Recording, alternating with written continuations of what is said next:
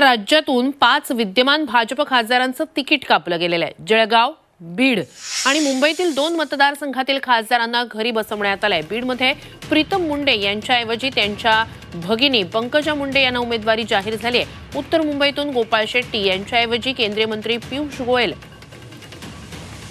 यांना उमेदवारी देण्यात आलेली आहे। मुंबईतल्या 2 भाजप खासदारांचा पत्ता कापण्यात आलेला आहे।